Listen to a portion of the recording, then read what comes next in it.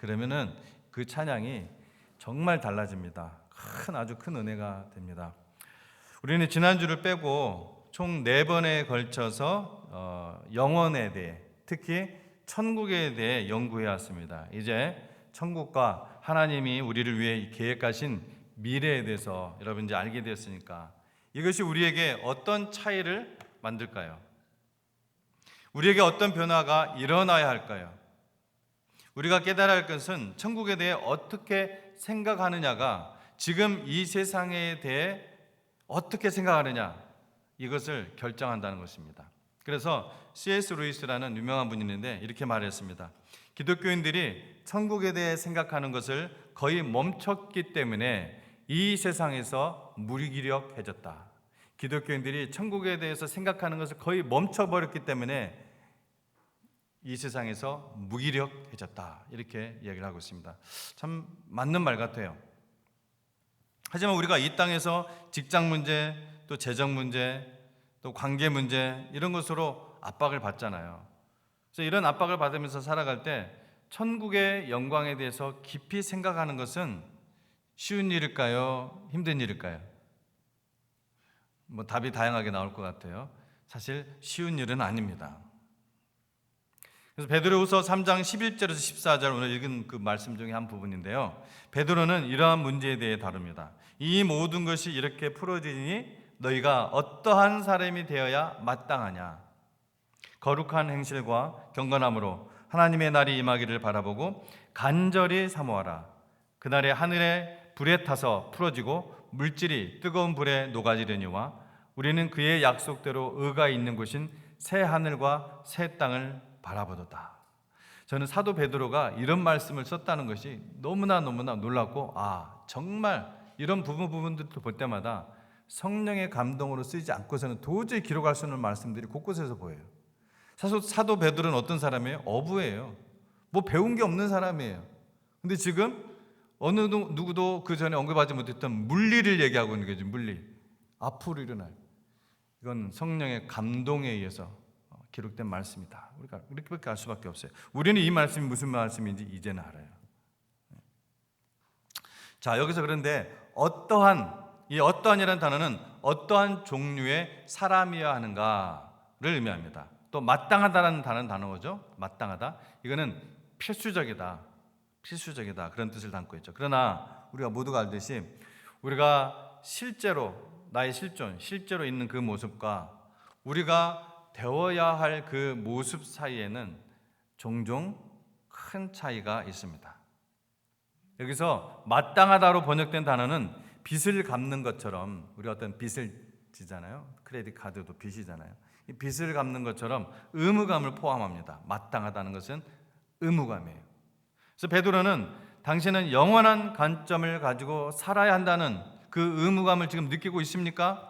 이렇게 질문하고 이어서 만약 그렇지 않다면은 그래야 합니다 라고 지금 강력하게 권고하는 내용이에요. 이 질문에 여러분은 어떻습니까? 여러분은 정말 영원한 관점을 가지고 살아야 한다는 그 의무감을 느끼고 여러분 살아갔습니까? 지난 한 주간?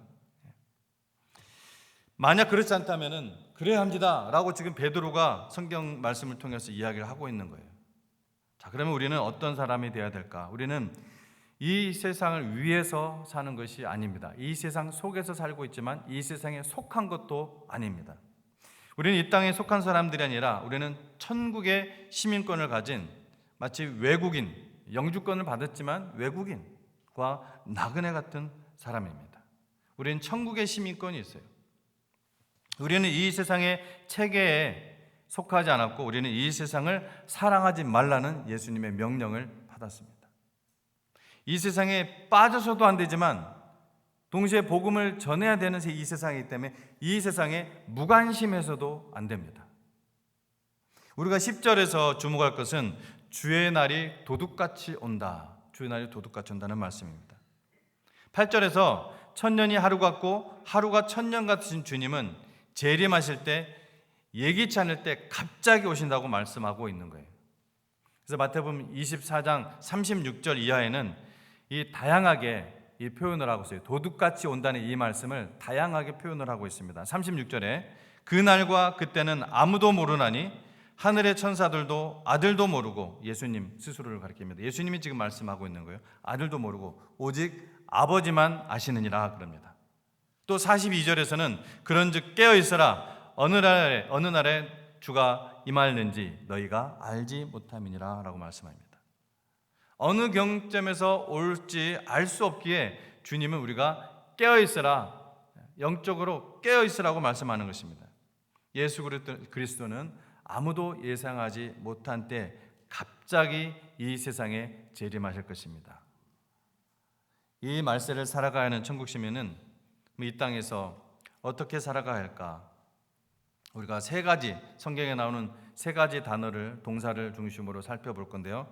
14절에 힘쓰라, 14절에 힘쓰라, 그 다음에 17절에 삼가라, 그리고 마지막 18절에 자라가라는 본문의 말씀을 우리가 살펴보기 원합니다. 첫째, 거룩한 생활에 힘쓰라고 말하고 있습니다. 14절에 그러므로 사랑하는 자들아 너희가 이것을 바라보나니 주 앞에서 점도 없고 흠도 없이 평강 가운데서 나타나기를 힘쓰라. 한번 힘쓰라 한번 같이 한번 해보겠습니다. 힘쓰라. 평강 가운데서 나타나기를 힘쓰라고 말씀하고 있음을 주의해서 보시기 바랍니다. 그걸 주의해서 보라는 거예요. 왜 그러냐? 점도 없고 흠도 없는 삶을 추구하는 것은 무엇과 깊은 관련이 있다? 평강과 깊은 관련이 있다는 말씀입니다. 즉 말씀대로 살지 않기 때문에, 말씀을 믿고 살지 않기 때문에 주님이 주시는 평강이 없다는 것입니다. 따라서 주님 앞에서 점과 흠이 없는 생활의 추구, 즉 믿음의 삶, 참된 믿음의 삶, 이것은 평강 가운데 나타나기를 힘쓰는 삶과 다른 삶이 아니에요. 같은 삶이에요. 힘쓰라는 것은 뭐예요? 노력하라, 애쓰라, 부지런하라, 서둘러 한다는 의미까지 담아 있는 것입니다. 미루지 않는다는 거예요. 부지런히 매일 추구한다는 것입니다. 그래서 14절은 주님 앞에서 우리가 매일 점도 없고 흠도 없는 거룩한 삶을 힘써 추구하라는 사실을 말씀을 하고 있는 거예요.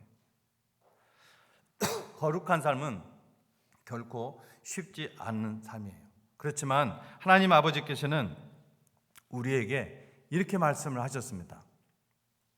예레미야 11장 45절인데요. 나는 너희의 하나님이 되려고 너희를 애굽 땅에서 인도하여 낸 여호와라.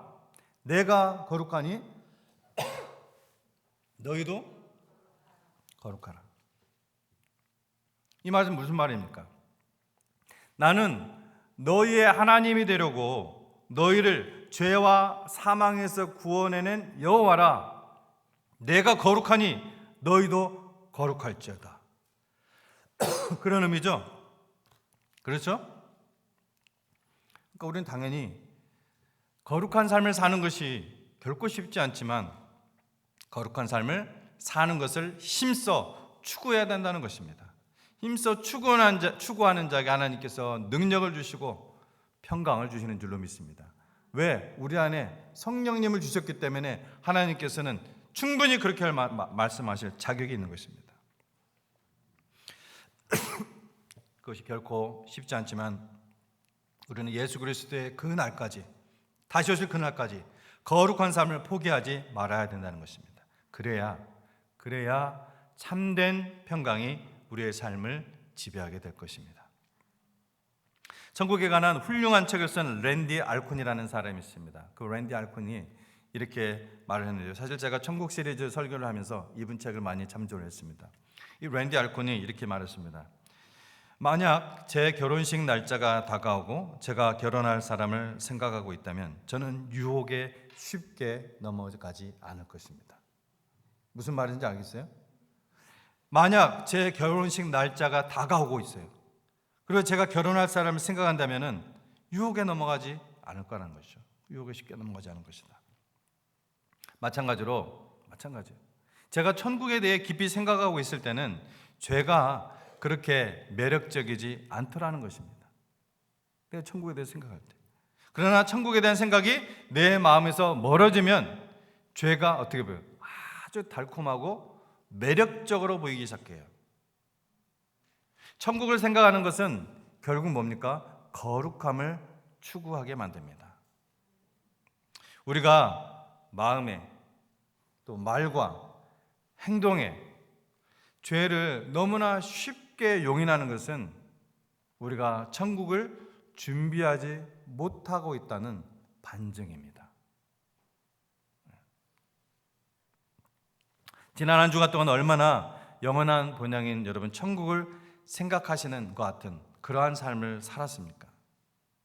여러분의 시간과 돈과 노동력을 하나님의 나라와 의를 위해서 얼마나 드렸습니까? 예수님은 마태복음 6장 21절에서 이렇게 말씀하셨죠. 여러분 마태복음 6장은 여러분이 잘 아는 어디에 나온 말씀이에요? 마태복음 6장은? 네 자로 뭐라고 그래요 그거를? 예? 예, 산상수훈. 5장, 6장, 7장. 예수님의 산상수훈이에요. 예수님의 대부분의 학자들이 예수님의 신성을 가장 잘 나타내주는 말씀이라고 하는 부분이 바로 이 산상수훈입니다. 그 6장 21절에서 이렇게 말씀하셨습니다. 내 보물이 있는 그곳에는 내 마음도 있느니라. 내 보물이 있는 그곳에는 내 마음도 있느니라. 만약 여러분이 자동차 회사에 마음을 두고 싶다면 요즘 주가가 한참 올라가고 있는 엔비디아인가? 예, 엔비디아. 요즘 제가 AI 때문에 AI를 좀 계속 보고 있거든요. 지금 제가 이것들을 이제 좀 분별하고 하기 위해서 그것에 대해서 알고 AI를 보니까 엔비디아도 자꾸 나오고 그러더라고요. 하여튼 막 주가가 엄청 오르고 있어요. 하여튼 그런 것에 마음을 두고 싶다면은 그 회사의 주식을 사십시오. 집이나 차, 또 여기 렉 1위가 있는데 그런 배에 마음을 두고 싶다면 그곳에 여러분의 시간과 돈을 투자하십시오. 여러분이 하나님께 마음을 두고 싶다면 여러분의 보물을 하나님이 일하시는 곳에 두십시오. 말세를 살아가야 하는 천국이면은 이 땅에서 이렇게 거룩한 생활에 힘써 하고 둘째로 성경을 억지로 푸는 것을 삼가해야 합니다. 15절에서 17절 읽었던 말씀이에요. 17절을 먼저 보시기 바랍니다. 그러므로 사랑하는 자들아 너희가 이것을 미리 알았은즉 무법한 자들의 미혹에 이끌려 너희가 굳센 데서 떨어질까 삼가라. 그럽니다. 본문에서 그러면은 이것을 미리 알았은즉 했는데 이것을이라고 했을 때 이것은 무엇인가요? 이것은 바로 앞에 있는 15절, 16절을 가리킵니다. 자, 우리가 우선 주목할 것은 삼가라는 말입니다. 삼가라는 말은 뭐예요? 경계하고 주의하라. 하지 말라. 무엇을 경계하고 주의합니까? 우리가 먼저 핵심을 분명하게 하기 위해서 무엇을 삼가야 하는지 주목해 보겠습니다. 뭘 삼가야 돼요? 성경을 억지로 풀다가 멸망하는 어리석음을 삼가라는 것입니다. 경계하라는 거예요. 여러분 억지로 푼다는 것은 어떻게 성경을 푸는 거예요? 이에 해당하는 헬라어 이러면 이제 결국은 사전으로 돌아갈 수밖에 없어요. 원어, 성경 원어 스트레빌레오.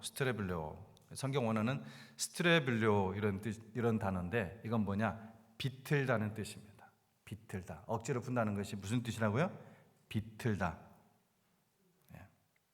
정상적인 해석이 아니라 비틀어서 억지로 짜내는 것을 의미합니다. 그 성경 말씀의 문맥에 상관없이 상황에 상관없이 자의적으로 사사로이 왜곡해서 해석하는 자들을 의미해요. 이런 사람들을 경계하고 멀리해야 한다는 의미입니다. 누가 이런 언행을 한다고 해요? 16절에 누가 이런 언행을 한다고 그래요? 무식한 자들과 굳세지 못한 자들이 그런다고 합니다. 여러분 성경에 무식한 자들 이런 말이 있었는지 알았어요? 당연히 있죠. 16절을 보면은 이 자들은 그래도 어떤 것을 해석을 하고 있어요? 쉬운 것을 해석하고 있어요? 알기 어려운 것을 해석하고 있어요? 알기 어려운 것을 해석하다가 그런 잘못을 저질렀어요. 어느 정도만큼은 조금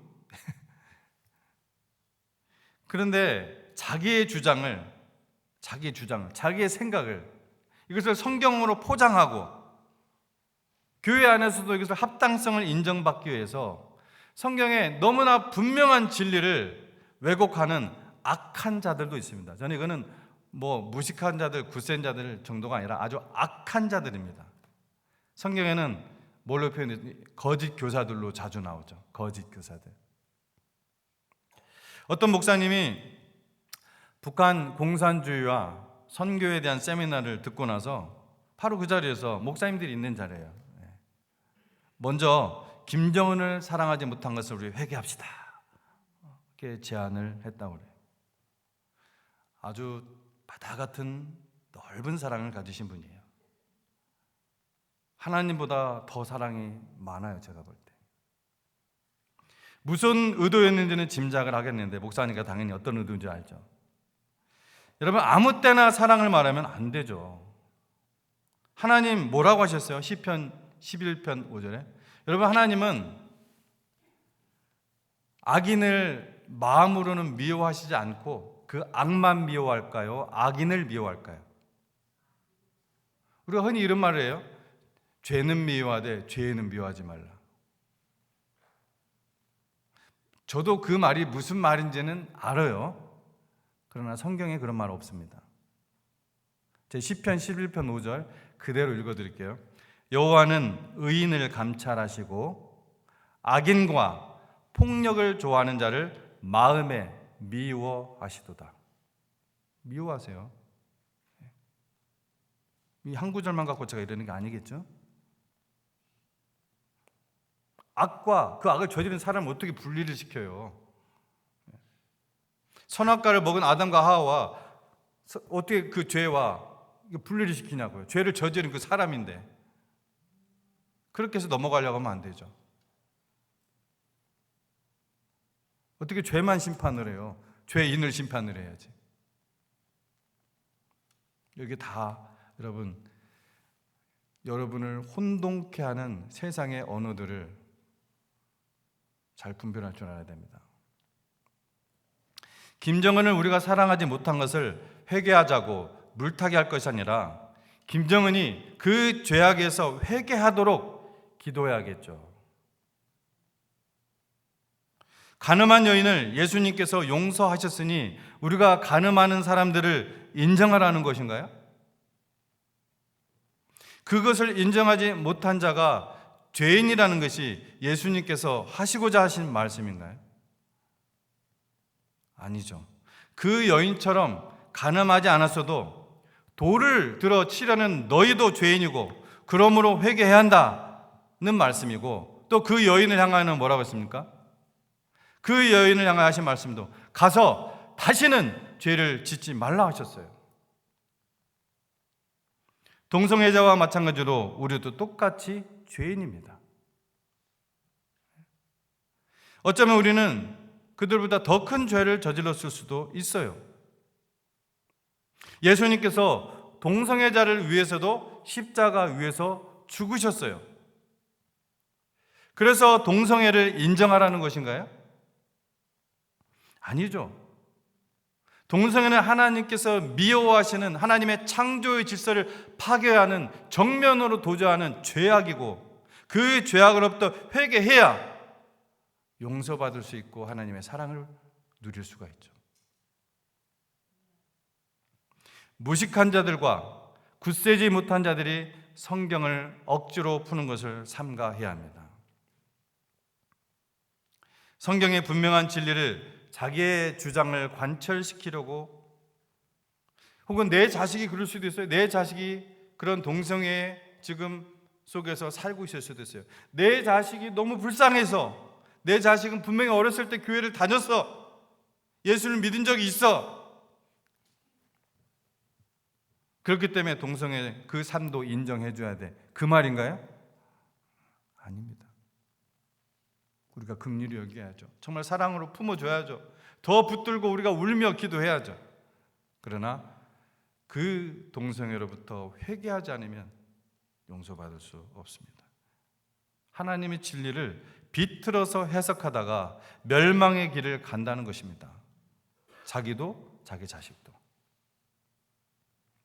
그러므로 16절에서 17절의 핵심은 이렇게 성경을 억지로 자의적으로 사사로이 해석하는 이 무식한 자들의 미혹으로부터 자신을 지켜야 한다는 것에 있습니다.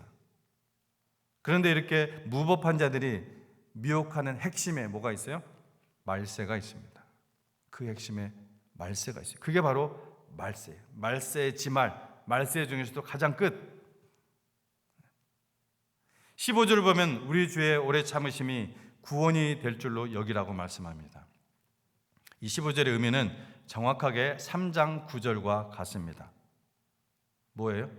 주의 재림이 더디다고 생각하면서 방탕한 삶을 살아가는 사람들을 향해 말하고 있는 거예요, 지금. 주님 오시기는 믿는데 내 때는 안 오실 거예요. 근데 그렇게 생각을 하면요, 주님의 재림을 아예 생각을 안 하고 살아요. 주의 재림이 더딘 것은 뭐라고 했어요? 하나님의 오래 참음이며 사랑이라는 것이죠. 성도의 방탕한 삶이란 뭐가 방탕한 삶이에요? 성도의 방탕한 삶이란 뭐 술 취하고 간음하는 것만을 말하는 것입니까? 아니죠. 하나님께서 우리에게 선물로 주신 그 생명, 영생, 죄로부터의 그 자유, 이것을 하나님의 영광을 위해 사용하지 않는 것까지 포함하는 것이 방탕한 삶이에요. 그러면 그 삶에 뭐가 없다는 것입니까? 평강이 없다는 것입니다. 그 삶에 하나님의 샬롬이 없다는 거예요. 이건 진리입니다. 무식한 자들과 굳세지 못한 자들이라고 했을 때, 여러분, 무식한에 해당하는 이 헬라어는 아마데이스, 아마데우스가 아니라, 아마데우스는 오차를 뜨고 아마데이스라는 단어예요. 이 아마데이스라는 단어는 뭐냐면은 배우지 않다는 뜻입니다. 배우지 않다. 무식한이라는 단어가 뭐라고요? 배우지 않는다는 뜻이에요. 거기서 온단 말이에요. 아마데이스. 여러분, 짐작을 좀 할 수가 있겠죠? 뭘 배우지 않을까? 이 말은 신약에서 여기에만 사용되는 단어예요. 딱 여기에만, 말세에 관하여 말한 것 중에 딱 성경 전체에서 여기서만 딱 사용된 독특한 낱말이에요. 이것은 뭐냐? 세상에 관한 지식이 아니라 신앙과 진리에 관한 공부를 하지 않아서 영적으로 무식한 것을 뜻한 것입니다. 뭘 하지 않아서요? 배우지 않아서. 하나님의 말씀을 배우지 않고, 하나님의 진리를 배우지 않고, 신앙의 삶을 배우지 않아서 무식한, 그게 아마데이스예요. 말세에 관련된 말씀할 때 딱 한 번 이 말씀을 쓰셨다는 거예요. 뭐에게? 말세의 현상이에요. 여러분, 그 현상 속에 있는 여러 성도들이 있습니다. 너무 바빠요, 자기 일에. 자, 그 다음 굳세지 못한 자들이라는 또 단어가 나오죠. 굳세지 못한 자들, 이것은 아직 진리에 대한 확고한 신앙을 소유하지 못한 초신자를 말합니다. 초신자의 신앙. 참조해서 나중에 베드로후서 2장 14절 말씀을 참조해서 보시기 바랍니다. 이런 사람들은 신령한 것을 분별치 못하며 단단한 영적인 식물을 소화시키지 못하기 때문에 이것을 잘 인도하고 잘 절제시키지 못하면 악의 세력에 쉽게 이용당합니다. 사람들의 말에 휙휙 휩쓸려 가지고서 선으로 악을 이기는 것이 아니라 악에 계속 당해요. 계속 당해요. 계속 늪에 빠져요. 우리의 문제는 성도가 바로 이런 자들의 미혹에 끌려 굳센 데서 떨어지는 것에 있습니다. 그래서 우리는 말씀에 굳게 뿌리를 내리고 말씀의 그 견고한 신앙에서 굳게 서야 한다는 거예요. 아멘? 아멘? 그렇지 않으면 너무 쉽게 미혹되어 진리로부터 너무나 쉽게 떠나가게 돼 있습니다. 너무나 싱겁게, 너무나 황당하게. 말세예요, 그게 말세 현상이에요. 요즘은 유튜브가 있어서 좋은 점도 있지만 성경을 자기가 먼저 성경 자체를 많이 읽지도 않고 깊이 알지도 못하는 분들이 그냥 쉽게 거저 떠먹여주는 걸로 신앙생활 하려는 그런 미혹에 빠지게 하는 것이 유튜브예요. 유명한 목사, 유명한 강사들, 제가 유명하다는 것은 파퓰러하다는 것이죠. 많은 사람들,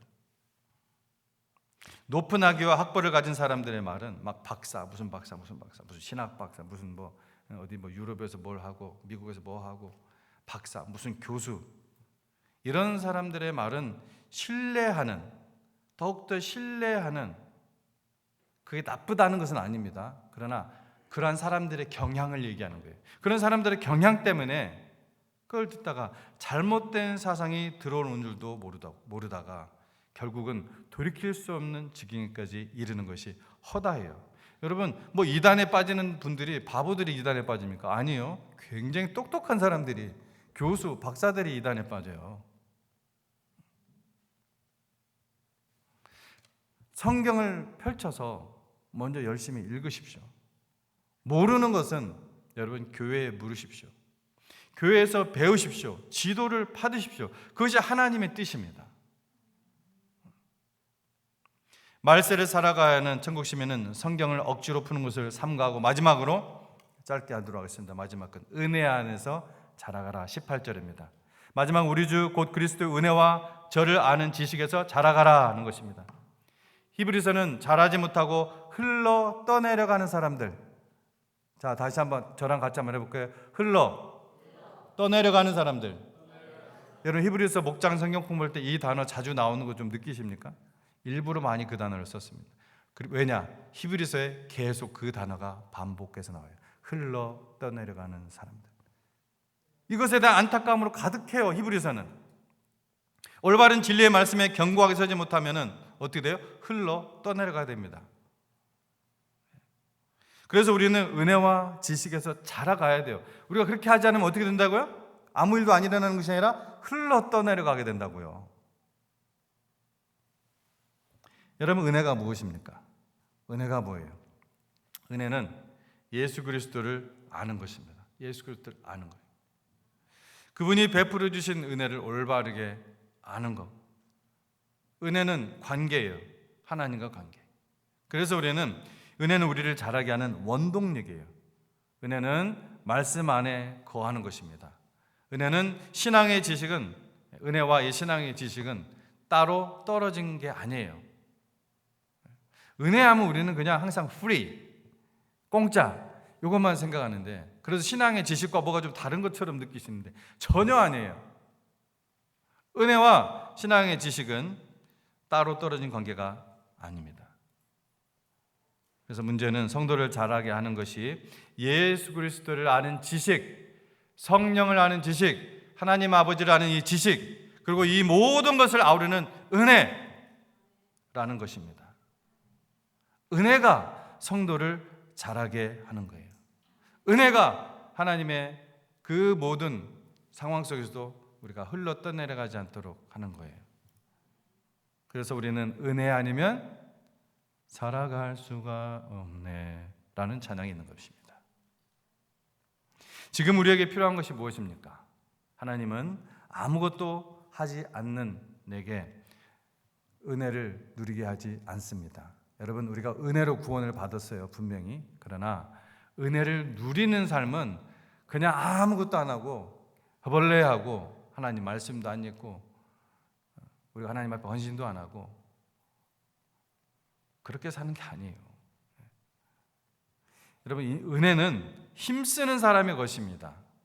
점도 없고 흠도 없기를 힘쓴다는 말, 우리가 첫 번째 천국 시민이 살아가는 자세 얘기했잖아요. 말세를 살아가는 천국 시민의 자세, 힘쓰라고 했잖아요. 그래서 점도 없고 흠도 없기를 힘쓴다는 말은 결국 무슨 말이에요? 은혜 가운데 살아간다는 말이에요. 그 말이 우리가 은혜 가운데 살아가지 않으면은 그렇게 살 수도 없어요. 은혜는 또 뭡니까? 삼가는 것입니다. 하나님께 영광을 드리는 사람은 신경도 안 쓰고, 그런 영광 돌리는 사람은 삶은 신경도 안 쓰고 마음대로 살아가는 것은 은혜가 아니라 방종입니다. 방종. 잘못된 성경의 해석은 은혜가 아니에요. 우리는 힘써야 할 것에 힘쓰는 것이 은혜라는 점을 기억해야 됩니다. 삼가야 할 것이 삼가는 것이 은혜입니다. 더 나아가 이 진리의 복음 안에서 자라가는 것이 은혜입니다. 은혜 아니면 살아갈 수가 없습니다. 은혜를 받아야 됩니다. 어떻게든 은혜 안에서 거해야 합니다. 깨어있다는 것은 힘쓰고 삼가고 자라간다는 것입니다. 이것을 잊지 말아야 돼요. 여러분, 벌써 9월의 마지막 주입니다. 2024년 9월의 마지막 주일이에요. 2024년에 4분의 3이 지나가고 있어요.